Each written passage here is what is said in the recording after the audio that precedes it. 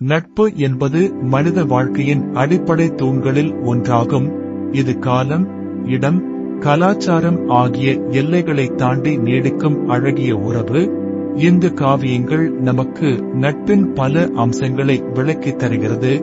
நம்பிக்கை, தியாகம், அர்ப்பணிப்பு போன்ற உயரிய குணங்கள் நிறைந்த நட்புகளை இந்து காவியங்களில் நாம் காணலாம்.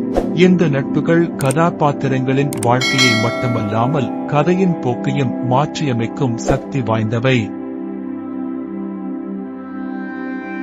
ராமாயணத்தில் வரும் ராமர், சுக்கிரீவன் நட்பு மிகவும் பிரபலமானது. வனவாசத்தில் இருந்த ராமருக்கு தனது சகோதரனால் ராஜ்யத்தை இழந்த சுக்கிரீவன் துணையாக இருந்தான். ராமர் சுக்கிரீவனுக்கு உதவி செய்ததன் மூலம் அவர்களிடையே உருவான நட்பு சீதையை மீட்கும் ராமரின் பயணத்தில் முக்கிய பங்கு வகிக்கிறது. இந்த நட்பு நம்பிக்கை, ஆதரவு மற்றும் பொது இலக்குகள் ஆகியவற்றின் அடிப்படையில் எவ்வாறு வலுவடைகிறது என்பதை நமக்கு உணர்த்துகிறது. ராமர், விபீஷணன் நட்பும் குறிப்பிடத்தக்கது. இராவணனின் தம்பியான விபீஷணன் தனது சகோதரனின் தவறான செயல்களால் வருத்தமடைந்து ராமரை தேடிச் செல்கிறான். ராமர் விபீஷணனை தனது எதிரியின் உறவினராக கருதாமல் அன்புடன் ஏற்றுக்கொள்கிறார்.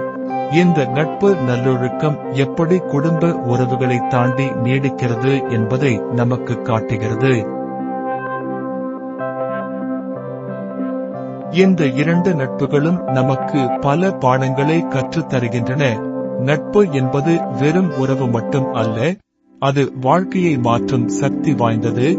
நம்பிக்கை, தியாகம், அர்ப்பணிப்பு போன்ற குணங்கள் நிறைந்த நட்புகள் நம் வாழ்வில் மகிழ்ச்சியையும் நிறைவையும் தரும். இந்து தொன்மவியல் நமக்கு நட்பின் மகத்துவத்தை உணர்த்தி நல்ல நண்பர்களாக இருக்க ஊக்கமளிக்கிறது.